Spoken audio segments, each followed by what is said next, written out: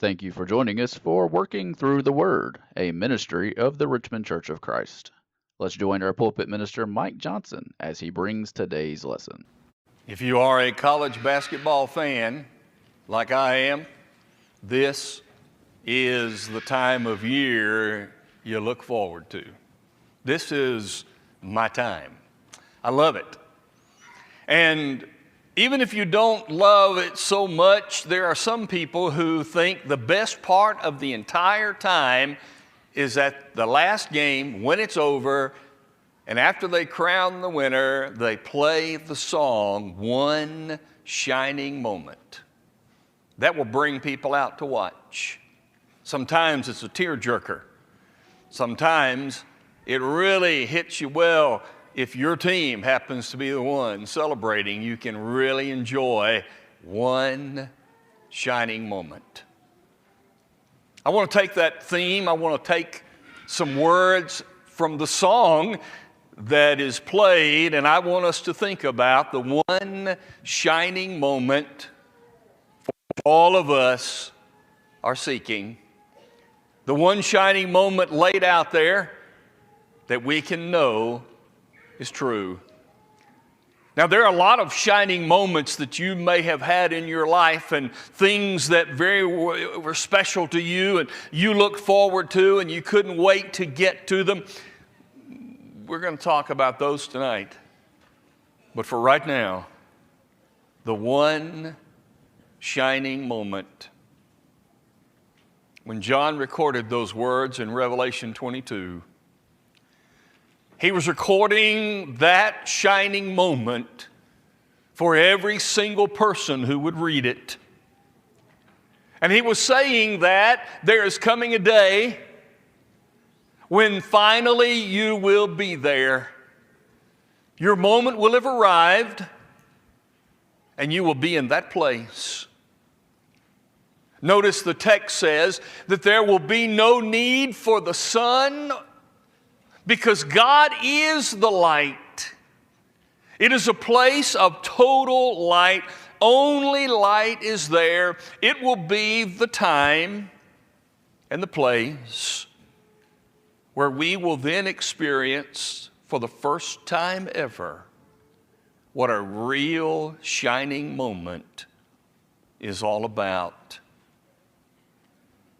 Give you 3 ideas this morning for us to think about, to concentrate, and to look forward to our time in heaven. First, your shining moment is up to you. From the words of the song, I had to look them up. And once I started reading them, I had to confess that I am singing the song in my head. The tune is there, and I'm singing the song. And I'm going to try to hold off and not sing it while I'm standing here this morning because it really fires me up. But it's up to you. The ball is tipped, and there you are. In John chapter 3, Jesus was talking to Nicodemus. And he said, unless you're born again, you will not enter the kingdom of heaven. Your ball has been tipped. There you are. If you're a child of God, you've been born into this. And you were born for this. You are not made to be someplace else. You were made to live in that shining moment. Peter says of that other place that it was prepared for the devil and his angels. It wasn't prepared for you and me. He doesn't want us there. You were born for the moment that could come, the shining moment in heaven. And if you've been born again, you are on the pathway. You are in it. Maybe you, if you want to, can have your one shining moment. It's up to you. You were born for it. Not only were you born for it, you chose it. Once you've been born into it, now you are chosen. You've chosen to say, I want to do this. You're running for your life. You're a shooting star.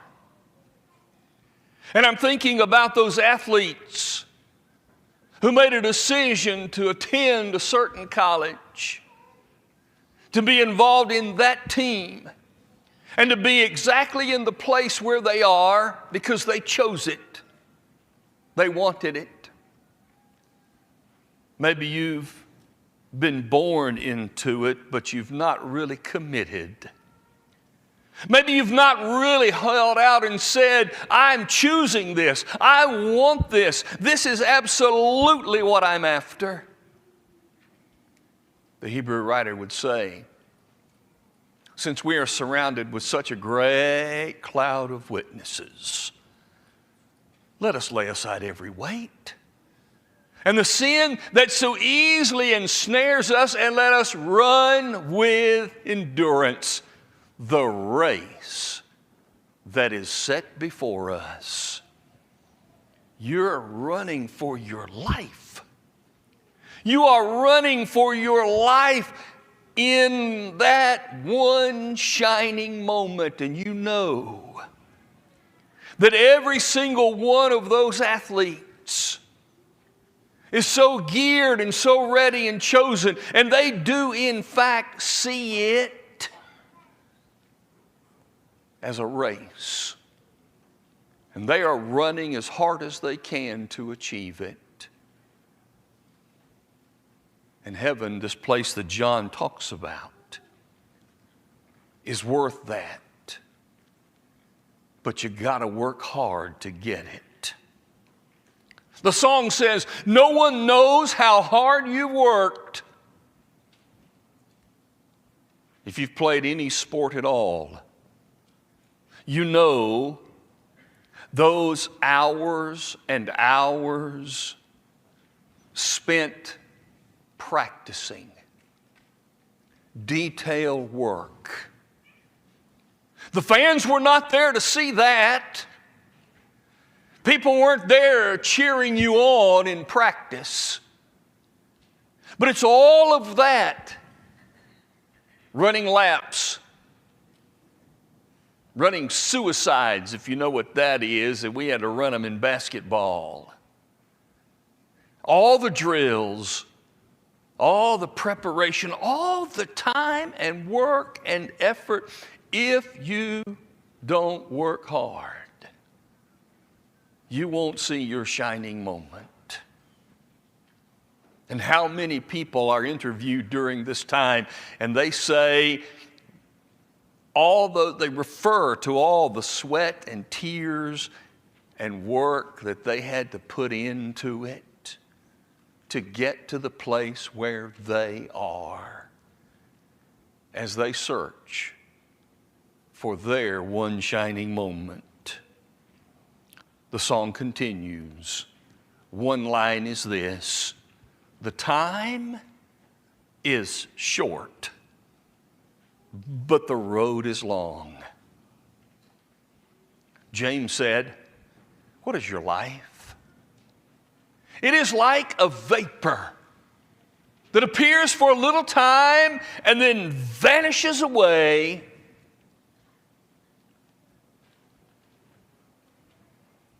I've heard interviews of those who have played in those NCAA tournaments, men, women. And they talk about how they couldn't wait to get to it. And they worked so hard to get there. And then all of a sudden, it was over. Those 4 years went by in a flash. Just look at your life. I'm looking around and I'm seeing people who've had vast changes in their lives in the last 3 or 4 or 5 years, and it seems like yesterday.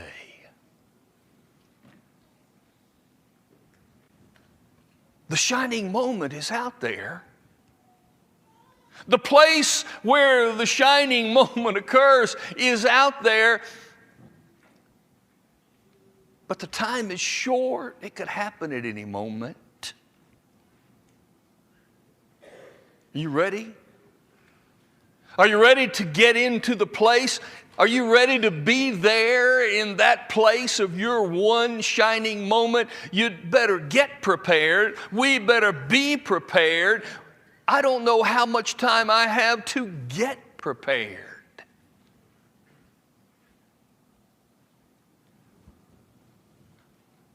I can only imagine the feeling of spending all of that time and all of that preparation and all of that effort. And you play one game and then it's over. And they missed it. That was their shining moment, but then it's over. All that effort finished. One day, it will be over. One day, your shining moment will come. One day, we will all face that opportunity. It may be today. It may be far in the future in time. But even if it is, the time will have been short. It's up to you. The one shining moment is there for you. Paul said in Colossians 1 in verse 5, there is a hope laid up for you in heaven that you learned about in the Word of God. That hope is laid up. It's set aside. Jesus said, I go to prepare a place for you.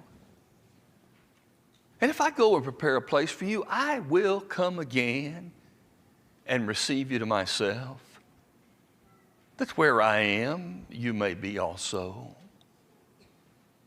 To say that it is laid up means it is prepared, it is set up, it is ready to be inhabited. It stands there saying, I'm ready to present it to you. Do you want it? But you have to lay hold on it.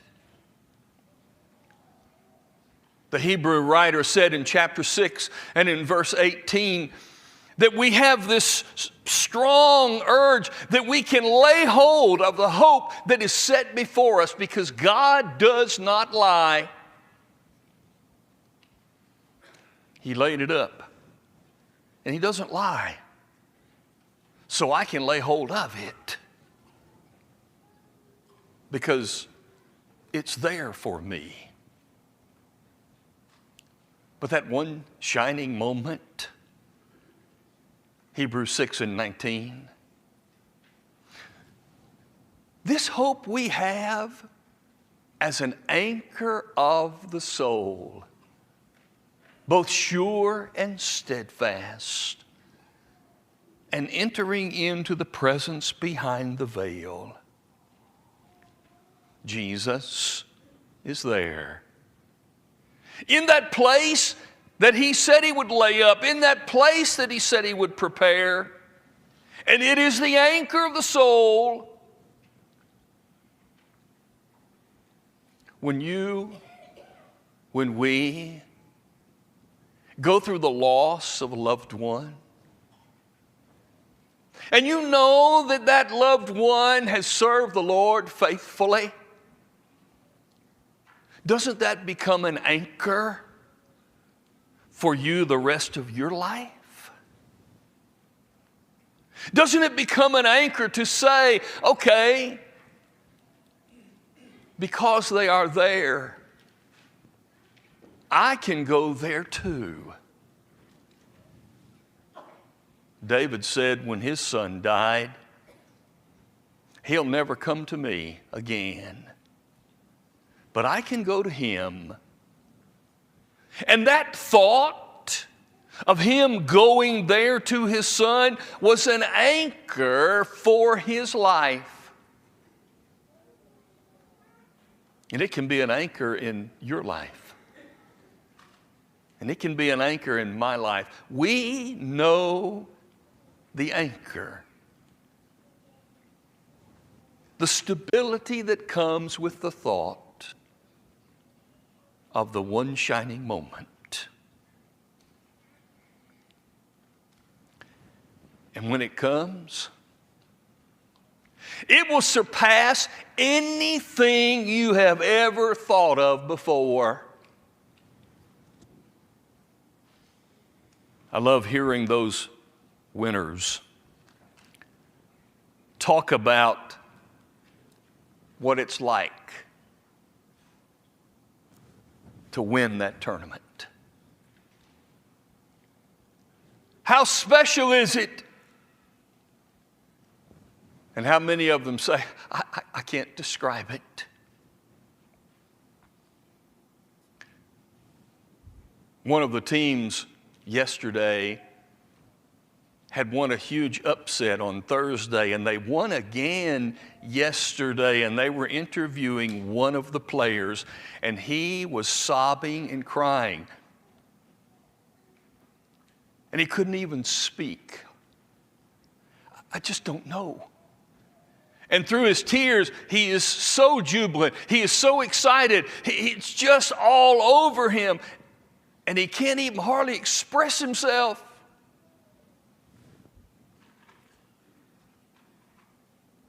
I wonder, the first time we see our one shining moment,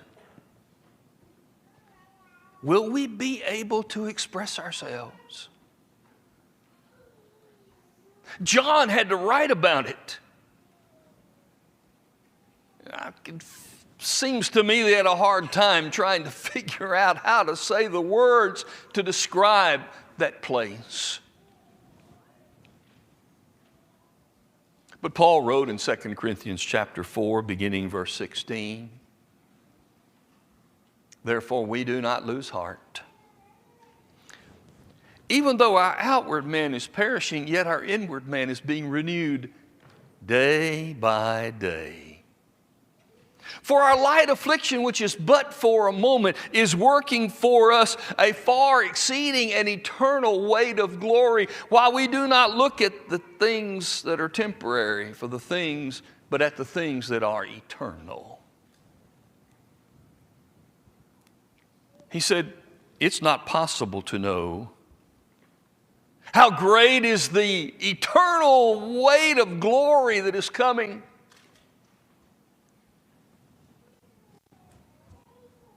I don't understand. Not possible to know how wonderful it will be. But when we enter our one shining moment, here's what we will know. We'll see our name written on the line.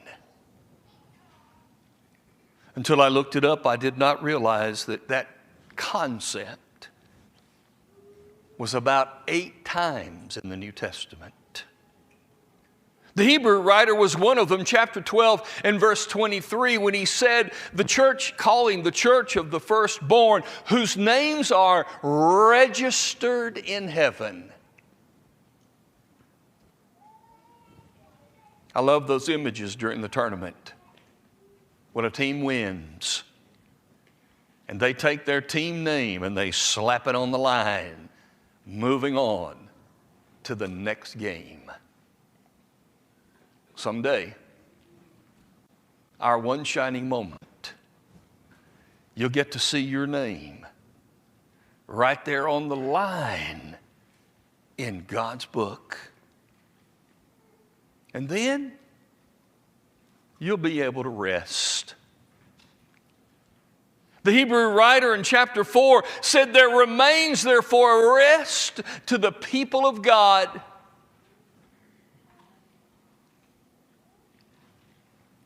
the one who finally wins. Imagine the rest. Those 35 other games, those hundreds of hours of practice, the years of preparation before even getting to college, all of it, you can now rest. You can breathe a sigh of relief. And when we walk into our one shining moment, I'm sure that it will be such a sense of peace that we can just say,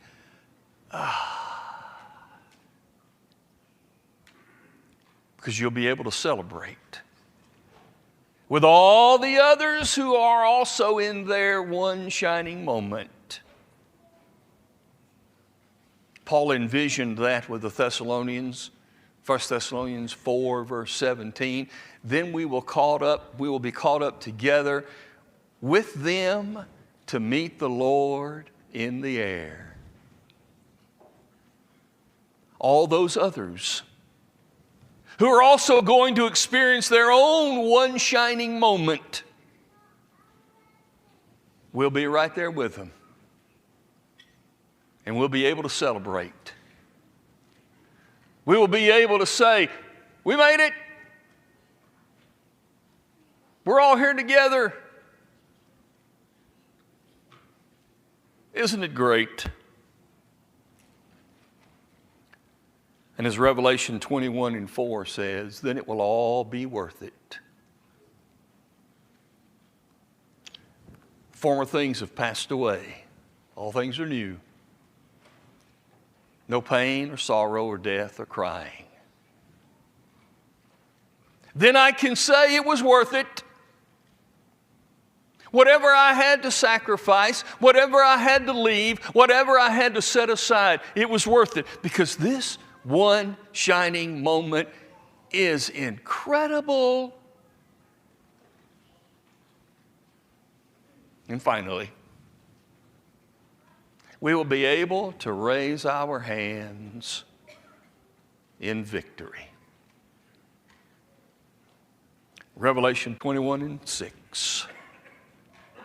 God says, it is done. I'm Alpha and Omega, the beginning and the end. It's done. It's finished. And in heaven, it's over. The past is gone. There will only be present.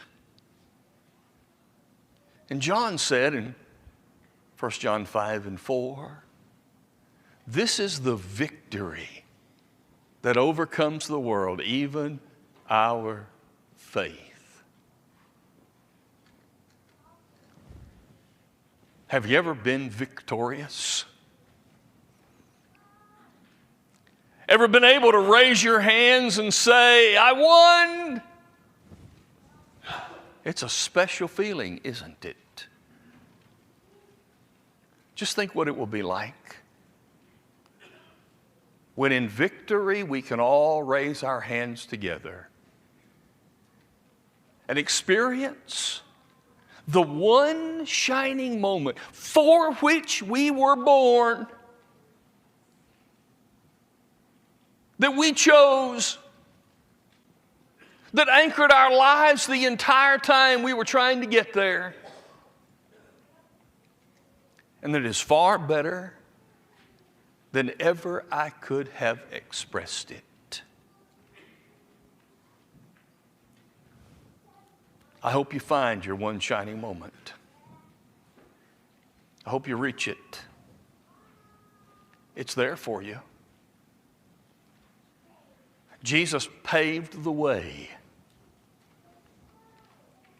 And like the bracket that runs the tournament, I find myself in a battle with something all of the time, and you will too. And we're just battling our way through these various encounters bracketed there for us, reaching forward to one day when it's gone and we win.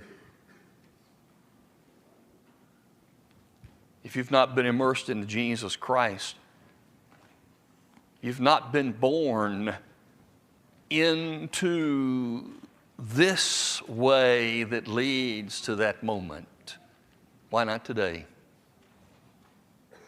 But every one of us can say, hopefully, more clearly, more certainly, more confidently, I want to and I am on the path to my one shining moment. And if we can help you with that, our elders, our shepherds are ready to meet you as we stand together. We hope you enjoyed today's broadcast brought to you by the Richmond Church of Christ. We are located at 1500 Lancaster Road in Richmond, Kentucky. We meet on Sunday mornings for Bible class at 9 a.m., followed by our morning worship service held at 10 a.m. Our Sunday evening service is held at 6 p.m., and our midweek Bible study is held on Wednesday at 7 p.m. If you are in the area, we would love to have you as our honored guest. Thanks for listening.